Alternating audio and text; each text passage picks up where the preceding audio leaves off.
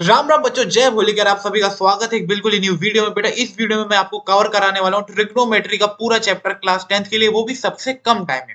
देखिए ट्रिग्नोमेट्री होता क्या है। It is a branch of mathematics that deals with problems allied with angles of triangle. Basically ये एक मैथमेटिक्स जो है, अपनी मैथ है उसकी एक ब्रांच होती है, जिसमें अपन किस के बारे में पढ़ते हैं। अपन जो ट्राइंगल के एंगल्स होते हैं ना, ये जो आपको ट्राइंगल के 3 एंगल दिख रहे हैं, इनसे रिलेटेड प्रॉब्लम्स के बारे में अपन पढ़ा करते हैं। ठीक है, तो उसे अपन कहते हैं ट्रिगोनोमेट्री। अब ये ट्रिगोनोमेट्रिक रेशियोज आती है सर अगली चीज समझने के लिए। तो ये क्या होते हैं बेटा? Ratio of any two sides of a right angle triangle is a trigonometric ratio. कि भाई ये जो आपको राइट एंगल ट्राइंगल दिख रहा है बेटा, इसमें 3 साइड है, परपेंडिकुलर, बेस और हाइपोटेनस।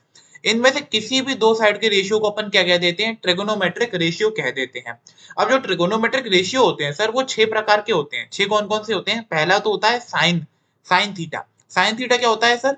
वो होता है परपेंडिकुलर और हाइपोटेनस का रेशियो, यानी कि परपेंडिकुलर अपॉन हाइपोटेनस। ठीक है। दूसरा होता है कॉस थीटा। कॉस थीटा क्या होता है सर? बेस और हाइपोटेनस का रेशियो, जो कि होता है base upon perpendicular. Okay. Tan theta क्या होता है सर? तीसरा रेशियो, वो होता है परपेंडिकुलर अपॉन बेस। ठीक है। यानी परपेंडिकुलर और बेस के रेशियो को अपन टेन थीटा कहते हैं। इसको अपन एक और रिलेशन में भी लिख सकते हैं, कैसे कि sine theta upon cos theta. क्योंकि आप देखें तो अगर आप साइन थीटा की वैल्यू रखेंगे, उसके अपॉन में कॉस थीटा रखेंगे, तो एच से एच कट हो जाएगा और आपको क्या मिलेगा? P upon B. ठीक है। ये तो हो गए बेटा 3 मेन रेशियो। अब इन्हीं से क्या 3 डिराइव रेशियो होते हैं। वो कौन से होते हैं sir? Cot theta, sec theta और कोसेक थीटा। कॉट थीटा क्या होता है? टेन थीटा का उल्टा। मतलब भाई टेन थीटा के रेसिप्रोकल को अपन क्या कहते हैं? Cot theta. यानी कि ये परपेंडिकुलर अपॉन बेस था, तो कॉट थीटा हो जाएगा बेस अपॉन परपेंडिकुलर। ठीक है। ऐसे ही सेक थीटा क्या होता है? वो होता है कॉस थीटा का उल्टा। कॉस थीटा क्या था सर? कॉस थीटा था हाइपो बेस अपॉन हाइपोटेनियस, तो सेक थीटा होता है hypotenuse upon base. And cosec theta क्या होता है? वो साइन थीटा का उल्टा होता है। साइन थीटा क्या था अपना? परपेंडिकुलर अपॉन हाइपोटेन्यूज, तो कोसेक थीटा होता है हाइपोटेन्यूज अपॉन परपेंडिकुलर, जिसे अपन 1 अपॉन साइन थीटा भी कह सकते हैं। तो ये होते हैं हमारे 6 प्रकार के ट्रिगोनोमेट्रिक रेशियो, जिनमें दो दो ट्रायंगल की साइड जो है वो इन्वॉल्व होती हैं। अब इनसे बेटा क्वेश्चन अभी हम करने वाले हैं, उससे पहले एक इंपॉर्टेंट पॉइंट को जान लीजिए। मान के चलिए बेटा आपको ये राइट एंगल ट्रायंगल दिया गया है, आपको इस एंगल से रिलेटेड ही जो अपनी क्वेरीज है उसको सॉल्व करनी है। कभी आपने एक चीज सोची है कि सर ये थीटा का मतलब क्या होता है? ये आगे जुड़ा हुआ है। ये बेटा सिर्फ एक एंगल का नाम है। अगर मैं आपसे ट्रिगोनोमेट्रिक रेशियो की बात करूं ना, तो वो तो सिर्फ साइन, कॉस और सेक और कोसेक होते हैं। पर जब हम उनमें थीटा या इसके अलावा कोई भी एंगल जोड़ देते हैं, तो उसका मतलब ये हो जाता है कि हम साइन की वैल्यू निकाल रहे हैं इस थीटा एंगल के रेस्पेक्ट में। थीटा एंगल के रेस्पेक्ट में वैल्यू निकालने का मतलब क्या है बेटा? देखो, मान के चलो ये रहा आपका थीटा एंगल। अगर बेटा ये आपने थीटा एंगल लिया है, तो जिस साइड पर ये रखा हुआ है, वो साइड तो क्या कहलाएगी? हमेशा बेस कहलाएगी। उसके अलावा जो दूसरी साइड है उसको अपन परपेंडिकुलर कहेंगे, और हाइपोटेन्यूज तो आप समझ ही जाएंगे। तो अगर आप इसको थीटा मान रहे हैं, तो बेटा आपको सारे रेशियोज की जो वैल्यू है वो इसको परपेंडिकुलर, इसको बेस और इसको हाइपोटेन्यूज मान के निकालनी है। लेकिन वहीं पर अगर आपने बेटा ये ट्राइंगल लिया, इसमें आपने इस एंगल को थीटा माना है, तो आपको इसके रेस्पेक्ट में अब सारे अपने रेशियो की वैल्यू बतानी होगी। अब ये जो जिस साइड पे रखा हुआ है वो हो जाएगी बेस, ये बगल वाली हो जाएगी परपेंडिकुलर, एंड ये सामने वाली क्या? हाइपोटेन्यूज। तो बस थीटा या कोई भी एंगल है, उसका मतलब क्या होता है कि हम उसके रेस्पेक्ट में वैल्यू बता रहे हैं इन रेशियो की। बस हमें पता करना होता है कि परपेंडिकुलर बेस कौन सा है। ठीक है। तो ये चीज होती है। अब इसे क्वेश्चन कैसे आएगा सर? मान के चलो बेटा आपको ये दे दिया, आपसे बोला गया कि ये थीटा एंगल है मेरा, और आपको ये साइड दी गई है 3, ये दी गई है 4। आपको पता करना है साइन थीटा क्या था। मतलब आपको बताना है इनमें से साइन थीटा क्या होगा। तो अब भाई वो क्या होता है? वो होता है परपेंडिकुलर अपॉन हाइपोटेन्यूज। तो बेटा परपेंडिकुलर क्या होगी यहाँ पर? ये थीटा किस पर है? इस साइड पर है, तो ये तो बेस हो गई। एंड बचे बगल वाली क्या हो गई? परपेंडिकुलर। और ये क्या हो गई? हाइपोटेन्यूज। तो परपेंडिकुलर कितनी आ रही है सर मेरी? 4, और हाइपोटेन्यूज कितनी है? 5। तो बेटा इसकी क्या हो जाएगी वैल्यू? 4/5। लेकिन अगर वहीं मैं बात करूं यहाँ पर कि ये जो है ये थीटा एंगल है, अब मुझे यहाँ पर साइन थीटा बताना है, तो भाई जिस साइड पर ये रखा हुआ है वो हो गई बेस, एंड ये हो गई अपनी बगल वाली परपेंडिकुलर, और ये हो गई हाइपोटेन्यूज। तो साइन थीटा क्या होता है? Perpendicular upon hypotenuse. मैं निकालूंगा यहाँ से, क्या आ जाएगा बेटा? अपना परपेंडिकुलर 3 है और हाइपोटेन्यूज 5 है, तो ये आ गया अपना यहाँ पर साइन थीटा। तो मतलब एंगल की पोजीशन के हिसाब से अपने ये वैल्यूज बदलती रहती हैं, पर रहेगा रेशियो सेम, परपेंडिकुलर और हाइपोटेन्यूज का ही। ठीक है। अगला क्वेश्चन जैसे आपसे कैसे पूछा जा सकता है, जो इंपॉर्टेंट फॉर्म है। मान के चलो आपको किसी ट्राइंगल की 2 साइड दे दी बेटा, ये दे दी 3 और ये दे दिया 4, ये एंगल दे दिया थीटा। अब भाई आपको दे दिया गया कि टेन थीटा की वैल्यू क्या है? कि वो 3/4 है। तो बताओ साइन थीटा क्या होगा? ऐसे क्वेश्चन आते हैं हमारे पास। तो देखो टेन थीटा क्या होता है, हम पढ़ के आए हैं, परपेंडिकुलर अपॉन बेस होता है। तो परपेंडिकुलर अपॉन बेस बराबर क्या दिया गया है यहाँ पर? 3/4।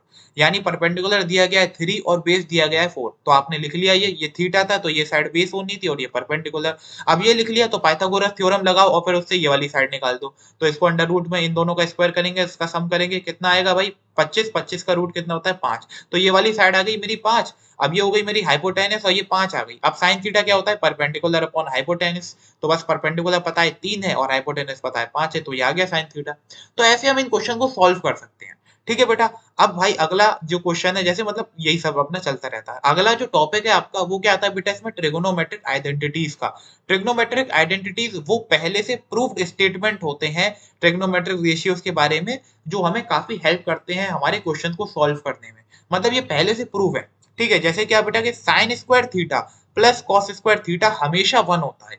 कोई डिपेंड नहीं है कि थीटा की वैल्यू क्या होगी, भैया क्या होगा, साइड ट्राइंगल की साइड कैसी होगी, नहीं। हमेशा अगर sine square theta plus cos square theta करोगे आपको वैल्यू 1 ही मिलनी है। इसका रीजन है ना, साइन थीटा क्या होता है परपेंडिकुलर अपॉन हाइपोटेनस और कॉस थीटा क्या होता है बेस अपॉन हाइपोटेनस। इन दोनों का आप स्क्वायर करो और सम करके ऐड करो बेटा, आपको क्या मिलेगा 1 ही मिलेगा। आप ये इस सॉल्यूशन को चेक कर सकते हैं।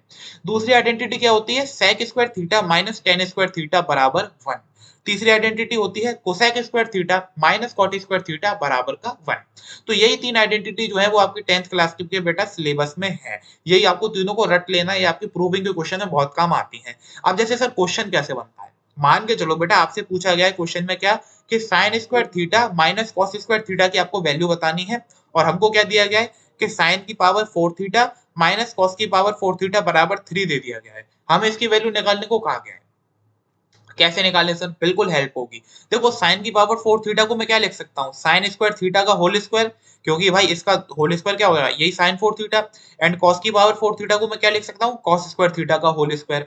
अब ये जो कंडीशन है ये मेरी ए स्क्वायर माइनस बी स्क्वायर की बन गई। अब मेरा ए क्या है, यहाँ पर ए जो है वो है मेरा साइन स्क्वायर थीटा और बी क्या है, बी है मेरा कॉस स्क्वायर थीटा। अब उनको मैं आइडेंटिटी में पुट करूंगा तो कुछ ये रिलेशन मिलेगा। अब यहाँ पर मुझे क्या पता है कि जो sine square theta plus cos square theta है वो तो 1 होता है। तो इसको मैंने 1 मान लिया और sine square minus cos square theta को ऐसे रख दिया। बराबर में 3 दिया हुआ था तो वो रखा रहने दिया। एंड देखो sine square theta minus cos square theta की भी वैल्यू मुझे 3 मिल गई आसानी से। तो ऐसे अपन इन आइडेंटिटीज का यूज कर सकते हैं, कई जगह यूज आएंगी, कई अनगिनत जगह। ठीक है बेटा। अगला जो भाई इंपॉर्टेंट टॉपिक आता है वो क्या होता है बेटा, ट्रिगोनोमेट्रिक टेबल का या फिर ट्रिगोनोमेट्रिक वैल्यूज का। सर क्या है ये ट्रिगोनोमेट्रिक वैल्यू। देखो बेटा मैं अगर आपसे किसी भी ट्रायंगल में कहता हूँ कि ये एंगल मेरा थीटा है, अब आप मुझे साइन थीटा बताओ या कॉस थीटा बताओ। देखो ये एंगल थीटा का मतलब क्या है, इसकी वैल्यू कुछ भी हो सकती है सर, 0 से लेके 90 तक कुछ भी हो सकती है भाई, मैं कुछ भी ले सकता हूँ। 90 से बड़ा नहीं होगा क्योंकि राइट एंगल ट्रायंगल हम इसमें पढ़ रहे हैं। ठीक है, अच्छा सर समझ आ गई हमको। तो अब एक बात बताओ सर, क्या कुछ ऐसा तरीका है कि भाई अगर यहाँ पर मेरा थीटा एंगल क्या दिया हो, मुझे 60 दिया हो, तो मुझे सारे ट्रिग्नोमेट्रिक रेशियो अपने आप पता चल जाए, या 45 दिया हो। तो बेटा ये तरीके को अपन क्या कहते हैं, ट्रिग्नोमेट्रिक टेबल निकालना कहते हैं। मतलब समझो क्या कि ट्रिग्नोमेट्री की दुनिया में आपको कुछ ऐसे एंगल हैं जैसे कि 60 डिग्री, 45 डिग्री और 30 डिग्री एंड 90 डिग्री और 0 डिग्री। इन अगर बेटा किसी भी ट्राइंगल में आपने थीटा इन एंगल को माना है ना, तो आपको सारे ट्रिग्नोमेट्रिक रेशियोज की वैल्यू अपने आप पता चल जाएगी, आपको सॉल्व करने की जरूरत नहीं पड़ेगा, ट्राइंगल देखने की भी जरूरत नहीं है। मान के चलो मैंने आपसे कहा कि ये एंगल मेरा 60 डिग्री है, तो मुझे इसका टेन थीटा बता दो। मुझे नहीं पता ये साइड क्या है ये क्या है, लेकिन मैं बता सकता हूँ कि इसका टेन थीटा क्या होगा, √3 ही होगा। ये बेटा पहले से एकदम प्रूव्ड होती है बात कि अगर थीटा इनमें से कुछ भी है, इन चारों पांचों एंगल में, छह एंगल में से, तो आपका जो बात है वो पहले से इनकी वैल्यू लिखी हुई है। तो बस उसी को अपन वैल्यूज को क्या कहते हैं, ट्रिग्नोमेट्रिक टेबल भी डाल देते हैं। जैसे मान के चलो कि अगर आपने साइन में आप वैल्यू निकाल रहे हो, ठीक है, मान के चलो आपका थीटा कितना है, थीटा 0 डिग्री है बेटा, तो आपकी साइन में वैल्यू क्या आएगी, साइन थीटा तो 0 हो जाएगा, कॉस थीटा आपका 1 हो जाएगा, टेन थीटा उस ट्राइंगल का 0, cot theta not defined, sec theta 1 और कोसेक थीटा नॉट डिफाइंड, ऐसे हो जाएगा। लेकिन अगर वहीं पर उस थीटा एंगल की वैल्यू 30 है तो वो कुछ ऐसे वैल्यूज चलेंगी सारे रेशियोज की, 45 है तो ऐसे, और फिर 60 है तो ऐसे। तो ऐसे ऐसे वैल्यू चलती है बेटा हमारे इन पर्टिकुलर रेशियोज के लिए, रेशियो मतलब पर्टिकुलर वैल्यू के लिए। अब इसको याद कैसे करें सर टेबल को, मैंने कहा बहुत आसान है। देखो बेटा क्या करना है, आपको सिर्फ टेबल बनानी है, ऐसे अपने पेपर में बना लेना है। यहाँ पर आपको sine cos tan cot sec सब कुछ लिख लेना है। अब आपको साइन में आकर क्या करना है बेटा, साइन 0 की वैल्यू आपको याद कर लेनी है, 0 होती है, साइन 30 की 1/2, साइन 45 की 1/√2, साइन 60 की √3/2 एंड साइन 90 की 1। ये आपको याद कर लेना है। अब आप इसी से पूरी टेबल की वैल्यू निकाल दोगे। कैसे? जब आप कॉस में वैल्यू लिखने हो तो बस इसकी बेटा मिरर इमेज बना दो, यानी आपको राइट टू लेफ्ट लिख देना है कि जो यहाँ पर सबसे पहले आया उसको यहाँ पहुंचा दो, फिर उसके बाद वाले को सेकंड नंबर पे, फिर बीच वाले को बीच में, फिर इस वाले को इधर और इधर वाले को इधर। ऐसे कर दिया, कॉस हो गया। अब मुझे ये बताओ सर टेन थीटा क्या होता था? टेन थीटा मेरा sine theta upon cos theta होता था। तो बस वही करना है, या आप जो भी इसके अपॉन में लगाओ और जो भी नंबर आए उसको यहाँ लिख दो, इसमें लगाओ जो भी नंबर आए यहाँ लिख दो। अब जैसे यहाँ पे 1/0 था तो मैंने वहां पर क्या लिख दिया? नॉट डिफाइंड, क्योंकि ये नॉट डिफाइंड वैल्यू है। फिर कॉट थीटा की वैल्यू कैसे लिखें? तो आप इसी की मिरर इमेज कर दो जो भी आपको टेन थीटा में मिला है, मतलब बिल्कुल राइट टू लेफ्ट कर दो। पहले नॉट डिफाइंड, फिर √3, फिर 1, फिर 1/√3 और फिर 0। फिर अच्छा अब सेक थीटा की बारी है, तो सेक थीटा क्या होता है सर? वो होता है कॉस थीटा का उल्टा। तो जो भी कॉस थीटा में वैल्यू लिखी है उनका रेसिप्रोकल करते करके जस्ट उनके इधर नीचे लिख दो सेक में, तो ये आपका सेक थीटा निकल आएगा। कोसेक थीटा कैसे निकाले सर? तो कोसेक थीटा में आपको बस सेक थीटा की मिरर इमेज बना देनी है, यानी राइट टू लेफ्ट लिख देना है। ठीक है, तो ऐसे आपकी बेटा ये पूरी ट्रिग्नोमेट्रिक टेबल जो है वो हो जाती है। आप इसको एक बार रिवाइंड करके देखना, आपको पूरा याद हो जाएगा। अब इनकी वैल्यूज काफी जगह यूज आती हैं, जैसे क्या बोल दिया कि साइन 30 प्लस कॉस 30 बताओ कितना होगा। कि भाई अगर साइन में थीटा एंगल 30 है तो बताओ क्या वैल्यू आएगी साइन के रेशियो की। तो मुझे पता है सर 1/2 ही आती है, मेरी टेबल में है। और अगर कॉस एंगल निकाल मतलब कॉस रेशियो निकाल रहे हो और थीटा आपका 30 डिग्री है, तो वो भी बेटा क्या आता है? √3/2 आता है। आपने सम करा, आपको आंसर मिल गया। ठीक है, या जैसे आपसे किसी ने पूछ लिया कि tan 45 इंटू cot 45 की वैल्यू बताओ क्या होती है, तो आपको पता है tan 45 भी 1 है और cot 45 भी 1 है, तो ये हमेशा 1 ही आता है। वैसे ये एक आइडेंटिटी भी होती है कि tan इंटू cot हमेशा 1, cosec इंटू sin चाहे कुछ भी एंगल हो हमेशा 1, एंड cos इंटू sec बराबर 1। ये क्या है? पहले से प्री डिफाइंड आइडेंटिटीज होती हैं। हाँ, अगर वैल्यू कुछ अलग अलग दी गई है, जैसे 60 45 कुछ इसमें दिया गया है, तो भैया हम कहेंगे कुछ गड़बड़ हो सकती है, वरना कोई चांसेस नहीं है। ठीक है, हमेशा 1 ही आता है इनमें। तो ये आपको क्या वैल्यूज याद कर लेनी है, आइडेंटिटी पढ़ लेनी है और अपना बस ऊपर रेशियो याद कर लेना है, और कुछ भी नहीं बचा बेटा। ठीक है, इसी के साथ आपका पूरा चैप्टर खत्म होता है। बाकी एक आखिरी बात है क्या, प्रूविंग के क्वेश्चंस कैसे करने होते हैं। तो यानी कि 2 टिप होती हैं बस, बच्चों को सबसे ज्यादा डर इसी में लगता है, उसी को मैं खत्म कर दे रहा हूँ। टिप नंबर 1 क्या है? एलएचएस को ब्रेक करना शुरू करो। आपको एलएचएस दी होगी एक तरफ, बराबर में आरएचएस दी होगी। एलएचएस को जितना ब्रेक कर सकते हो उतना ब्रेक करो, तो एक टाइम पर क्या होगा, वो आरएचएस के बराबर ही आ जाएगी। और बिल्कुल एंड में बेटा ब्रह्मास्त्र होता है क्या, कि साइन और कॉस में ब्रेक कर दो। जैसे आपको tan cot sec कुछ भी दे रखा है तो उसको साइन अपॉन कॉस में तोड़ के लिख दो वहां पर, तो ऐसे आपका ये हो ही जाता है। पर अगर केस ऐसा ना हो ऐसा, तब क्या करें? तो टिप नंबर 2 को काम में लें। क्या? कि भैया अगर एलएचएस आपकी आरएचएस के बराबर नहीं आ पा रही है, तो फिर क्या करो?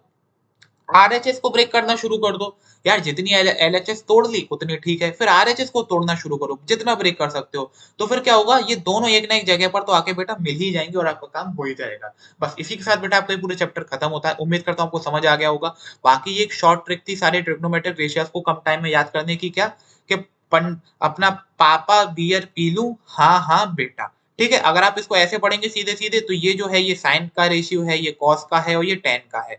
पर अगर आप इसको नीचे से पढ़ेंगे तो ये बेटा उल्टा करके कि बेस अपॉन कॉट क्या होता है, वो सॉरी बेस अपॉन परपेंडिकुलर तो कॉट होता है, हाइपोटेन्यूज अपॉन बेस तो सेक, एंड हाइपोटेन्यूज अपॉन परपेंडिकुलर तो कोसेक। तो ऐसे आप ऐसे याद कर दीजिएगा। उम्मीद करता हूँ आपको समझ आ गया होगा। अगर वीडियो अच्छी लगी हो, पसंद आई हो, हेल्प हुई हो, तो प्लीज बेटा लाइक करो, शेयर करो, चैनल को सब्सक्राइब करो। मिलते हैं अगली वीडियो में, तब तक के लिए tata good bye, see you, जय भोले की।